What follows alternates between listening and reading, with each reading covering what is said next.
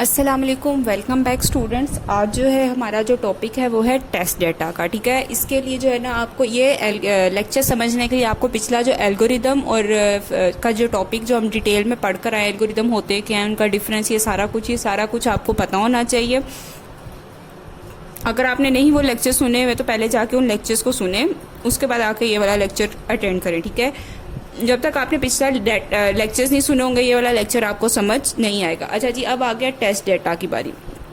आपको नाम से पता चल रहा है कि टेस्ट डेटा जो हम डेटा टेस्ट करने के लिए लेते हैं। ठीक है, अब बेटा जब भी हम कोई भी एल्गोरिदम का सोल्यूशन बनाते हैं ना, अब हमें ये तो नहीं पता होता कि वो करेक्ट है कि नहीं है। ठीक है, तो उसको डमी डेटा देके, यानी ऐसा डेटा जो बाद में हमारे काम नहीं आना होता, तो हम ऐसा डमी डेटा देके जो है ना उसको देखते हैं कि क्या ये सोल्यूशन करेक्ट है या नहीं है। अब मैं अगर आपको इसको एग्जाम्पल देती हूँ, मैंने आपको एक कैलकुलेटर दिया, तो कैलकुलेटर देने के बाद मैंने आपको कहा इसको चेक करो। ठीक है, तो अब जो आप चेक कर रहे हैं, आप बाजार गए हैं, आपने कोई कैलकुलेटर खरीदना है, तो आप कैलकुलेटर में आप जब आपको शॉपकीपर दिखाएगा तो आप कैलकुलेटर लेके देखोगे कि इसमें जो डाटा है वो आप कोई भी रैंडम डाटा डाल के उसको चेक करोगे कि क्या ये इसका सही वर्क कर रहा है या नहीं कर रहा। तो वो जो डाटा होता है वो आपको किसी क्वेश्चन सॉल्व करने के लिए तो नहीं आपने रखा होता। ऐसे ही है, आप वो तो डमी डाटा है ना, कि ऐसा डाटा जो आपके काम में नहीं आ रहा, आप सिर्फ उसको टेस्ट कर रहे हो, तो ये ऐसा डाटा क्या कहला रहा होता है हमारे पास, टेस्ट डेटा कहलाता है। ठीक है, यानी हम ऐसा डेटा अपना, जब भी हम कोई चीज अपना सॉफ्टवेयर एज अ प्रोग्रामर हम बनाते हैं, तो उसको यूजर को देने से पहले या मार्केट में लॉन्च करने से पहले जो है हम क्या करते हैं, उसको डमी डेटा देके जो है हम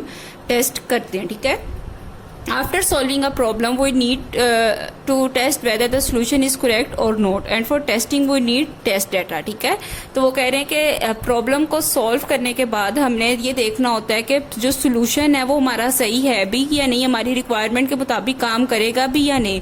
तो ऐसे काम के लिए जो है हम उसको टेस्ट डेटा देके जो है ना चेक करते हैं, और उसको डमी डेटा भी बोला जाता है, कि वो ऐसा डेटा जो कि आपके पास वैसे तो आपके किसी काम का नहीं है, लेकिन आप सिर्फ उसको चेकिंग के लिए जो है ना वो यूज कर रहे होते हैं। उसने इसमें एक एग्जांपल दी है कि आपने 3 नंबर्स में से सबसे लार्जेस्ट नंबर को फाइंड करना है। ठीक है, आपने इसका एक रफली एल्गोरिदम बनाया कि आपके पास आपने 3 नंबर्स लिए ए बी सी, उनमें से आपने तीनों को कोई ना कोई वैल्यू साइन कर दी, और तीनों में से आपने फिर क्या करना है, उसमें से लार्जेस्ट नंबर को फाइंड करना है। तो आपके पास इसके क्या कितने पॉसिबिलिटी सोल्यूशन होंगे। आप क्या करेंगे कि आप उन वैल्यूज को जो है वो पहले पॉजिटिव नंबर भी दे सकते हैं, नेगेटिव भी हो सकता है, और जीरो में भी आप शो कर सकते हैं। ठीक है, यहाँ पॉइंट में भी लेके जा सकते हैं। नेगेटिव आपको पता है कि अगर जीरो से छोटा होगा तो वो नेगेटिव में भी चला जाएगा हमारे पास, तो हमारे पास जीरो जो है वो ग्रेटर ऑटोमेटिकली आ जाएगा।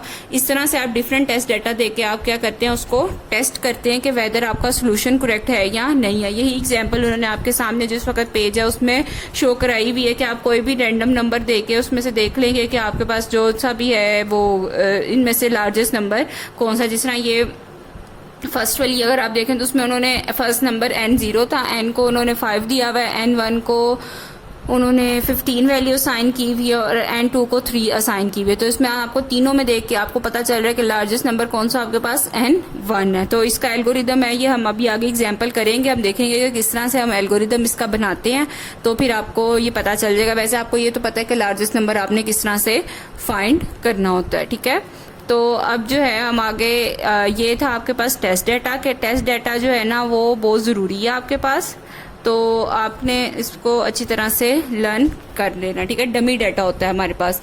इसके बाद ये हमारे पास आ रहा है इम्पोर्टेंस ऑफ टेस्टिंग। अब टेस्टिंग की इम्पोर्टेंस बताने लगे अहमियत।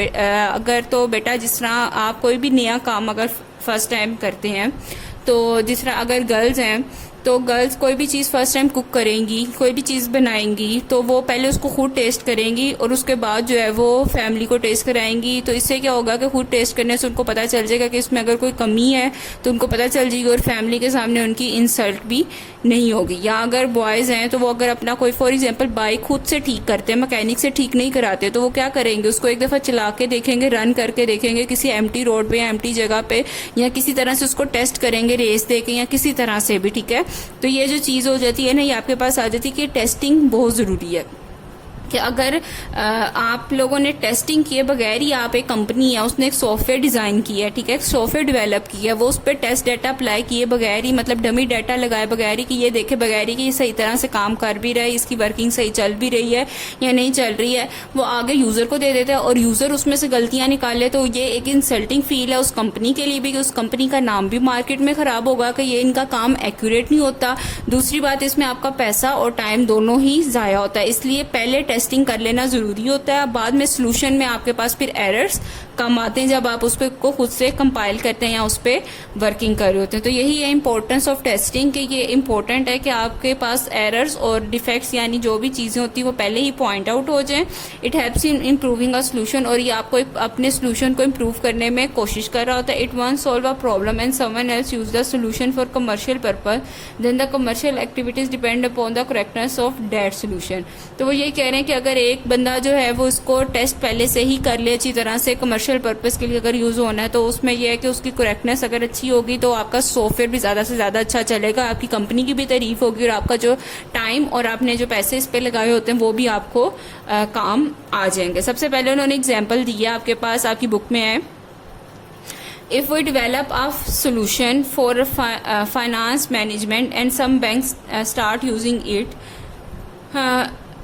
then any error in that solution may result in financial loss. So testing is important for the solution. वो कहते हैं कि फॉर एग्जांपल कि हमने जो है ना एक फाइनेंस के मतलब मैनेजमेंट में आपने अकाउंट्स का कोई भी काम था, अकाउंट्स का एक सॉफ्टवेयर आपने डिज़ाइन करके दिया एज अ प्रोग्रामर, ठीक है, आपने उसमें टेस्ट डाटा अप्लाई नहीं किया, आपने डायरेक्ट बैंक को ना दे दिया कि हाँ जी ये सॉफ्टवेयर अपने कंप्यूटर्स में कर लें, बहुत अच्छा चल रहा है। बैंक ने उसको यूज़ करना शुरू किया, उसमें आने शुरू हुए एरर्स की वजह से क्या हुआ कि उसकी वजह से जो है ना उनको फाइनेंशियल लॉस हुआ। जब उनको फाइनेंशियल लॉस होगा तो जाहिर है वो आपको भी उस तरह से पे नहीं करेंगे और वो आपको जाहिर है आपका नाम भी खराब करेंगे कि कंपनी ने अच्छा काम नहीं करके दिया या इनका ये चीज़ था। इसलिए अगर आपने उसको पहले टेस्ट किया हो तो आपको पता होता है ये चीज़ इस तरह से है, इसने इस तरह से बहुत अच्छी तरह से काम करना है, तो आपके पास ये चीज़ आपके पास शो ही ना होती कि आपको वो होता ही ना कि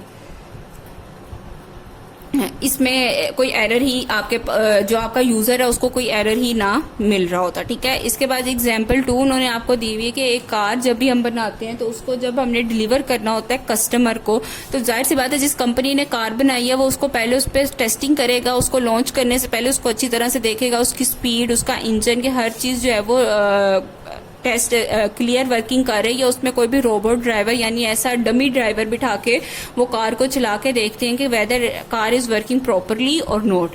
तो वो ये चीज़ बता रहे हैं कि अगर यही चीज़ है सेकंड में कि car is deliver to a customer after testing, upon launching a car it is usually tested with a robot driver who hits the car with a wall, ठीक है। वो कहते हैं कि वो अगर हिट कर देगा उसमें, अगर बहुत अच्छे हाई लेवल की कार है तो वो क्या होता है कि उनमें अगर कार का एक्सीडेंट भी होता है तो उनमें एयर बैग्स खुल जाते हैं, सिक्योरिटी सिस्टम्स कुछ ऐसी फंक्शनिंग होती है जिसके थ्रू जो है डाटा वो जो आपका होता है यूज़र यानी कार चलाने वाला होता है वो बच जाता है। तो वो रोबोट ड्राइवर बिठा के उसको देखते हैं, उसके बाद वो हिट करते हैं वॉल पे और टेस्ट करते हैं कि आपके एयरबैग्स खुलते भी हैं या नहीं खुलते। जिस तरह आपका प्लेन है या कोई भी आपकी इलेक्ट्रॉनिक की चीज़ है उसको पहले हमेशा टेस्ट किया जाता है कि इसकी जितनी फंक्शनैलिटीज़ हैं या सिक्योरिटी सिस्टम्स हैं ये वर्क प्रॉपरली कर भी रहे हैं या नहीं कर रहे।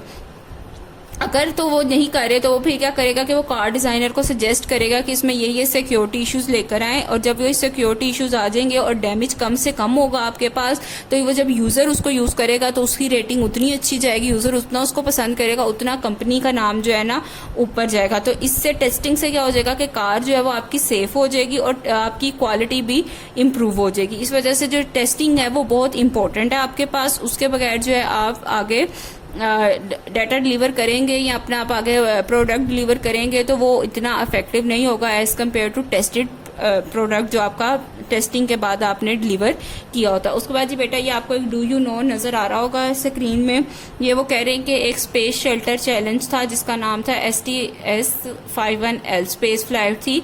उसको जो है ना इन्होंने, आपको पता है कि जब रॉकेट्स बनते हैं तो इनको पहले प्रॉपरली टेस्ट किया जाता है, अगर तो ये सक्सेसफुल आपके ऊपर चले जाएं तो ये ठीक है, अगर नहीं जाते तो ये क्या होते हैं आपके थोड़ी देर में ही नीचे आके फट जाते हैं। तो यही चीज़ उन्होंने कहा है कि उन्होंने 28 जनवरी 1986 में ना एक रॉकेट रॉकेट को लॉन्च किया था स्पेस फ्लाइट ने, जो कि सिर्फ 30 सेकंड में 73 सेकंड्स में ना लिफ्ट ऑफ हो गया। जैसे लिफ्ट ऑफ हुआ था ना तो वो ख़त्म हो गया था, ठीक है। वो सिर्फ 73 सेकंड्स चला था, उसके बाद वो चला ही नहीं था आपके पास।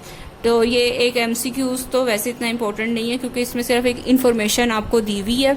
तो ये जी आपके था आज का टॉपिक, ये होता है टेस्ट डाटा। अगर आपको कोई भी कन्फ्यूजन हो तो आप मेरे से पूछ सकते हैं, और आपने कोई भी चीज़ आपने डिस्कस करनी हो तो आप कर सकते हैं। अच्छी तरह से आपने इसको लर्न करना है।